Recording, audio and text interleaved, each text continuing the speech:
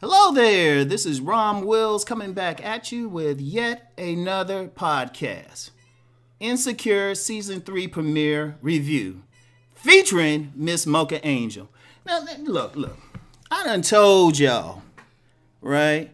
I wasn't like reviewing this show this year, but y'all been asking me about it, and Master Teacher BGS already did a character analysis already, and I'm like, man, I don't feel like doing all that.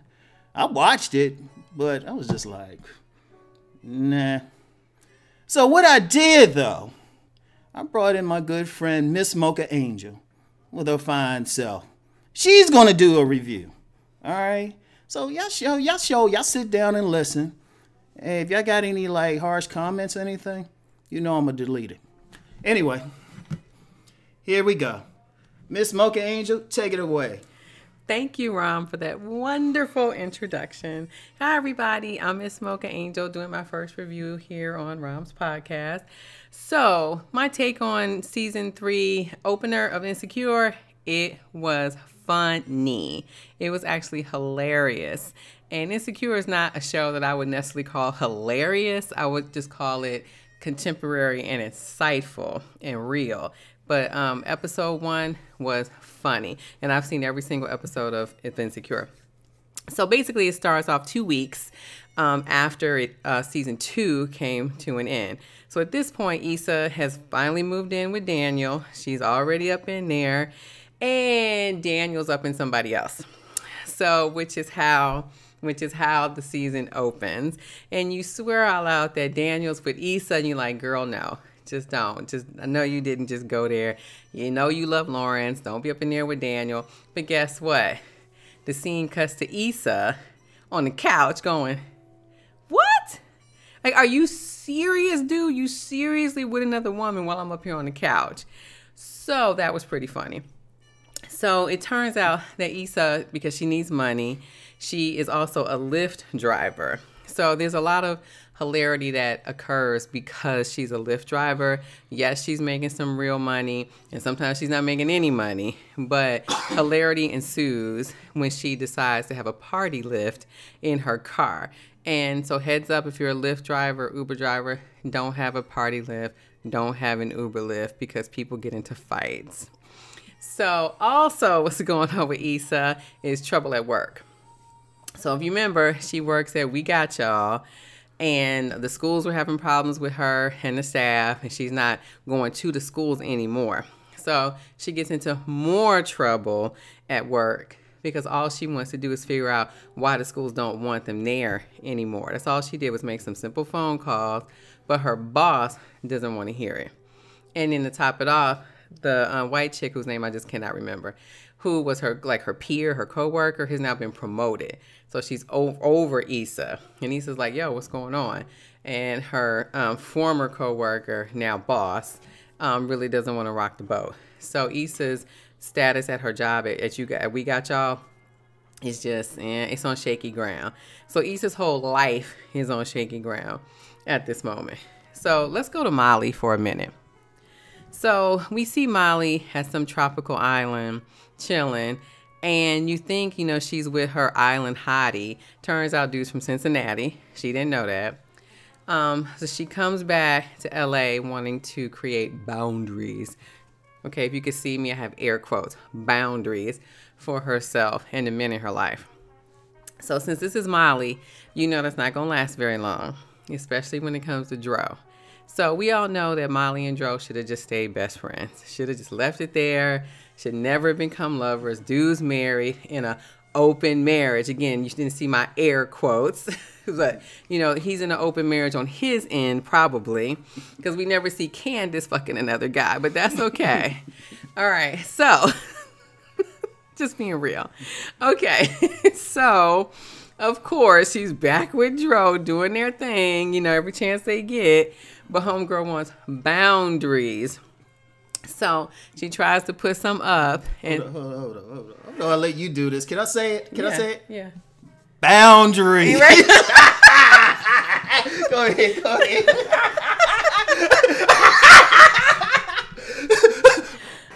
Boundaries. Go ahead. Okay, again, it's Molly, y'all. Okay, I don't have to explain what I mean. Okay. So anyway, she tries to, Mom. Okay, so she tries to put up boundaries with Dro, and of course that doesn't go very well because he's like, "Come on, girl, it's me." Exactly. That's the problem. So she goes out on the party lift with Issa, and Dro wants to take her out to dinner and all this other crap.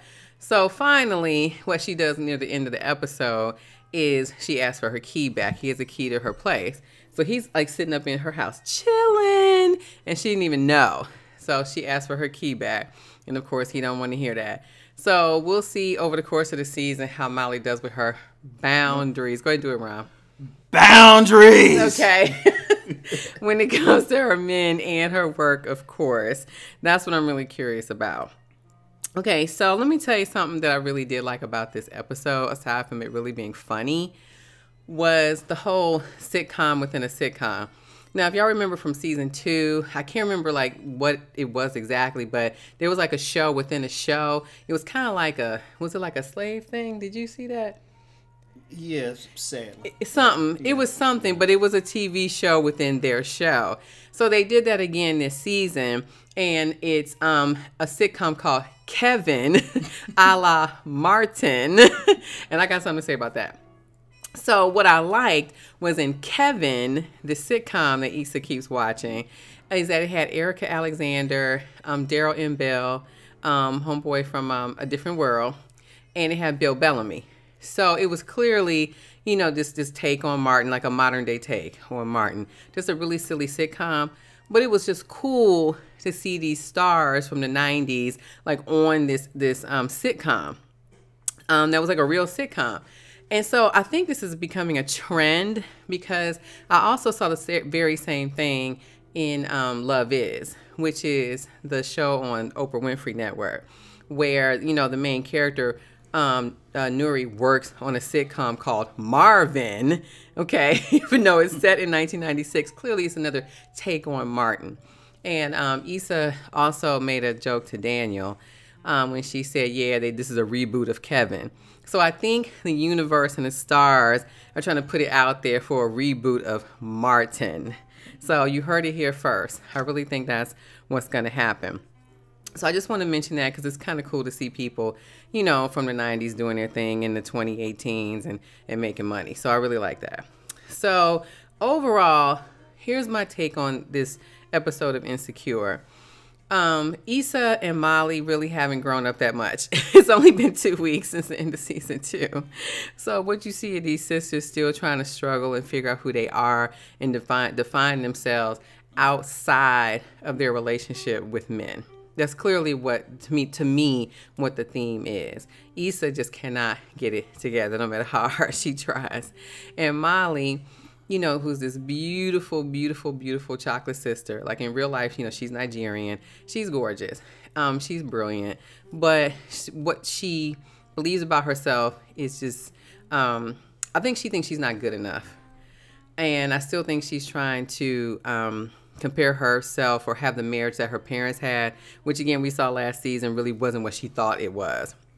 So what I hope to see over the course of season 3 is some growth from both of these women and that they do find their self-worth. However, it is called Insecure. And I mean, let's just be real. So Issa has a long way to go because her main thing is she don't know how to speak up. And she said that in the episode. She goes, I just don't know how to speak up for myself. So I'm hoping that she gets some of that growth throughout season 3. And on another note, let's talk about Daniel. So based on what Jay Ellis said, there will be no Lawrence this season. So it's more about Daniel and Issa. So the brother is fine. Brother knows that he's fine. And I think that's part of his problem. So he has no problem getting women, but he also is really arrogant about it because he tried to make a play for Issa. But yet he's supposed to be in a relationship with this chick named Vanessa. So that kind of annoyed me. Like, really, dude? But he was just being a man. That's what men do. That's okay. So we're supposed to see more Daniel this season and get to know his backstory. And we also did see someone who I think is his sister and his niece. They never really did say who it was, but it definitely wasn't one of his women.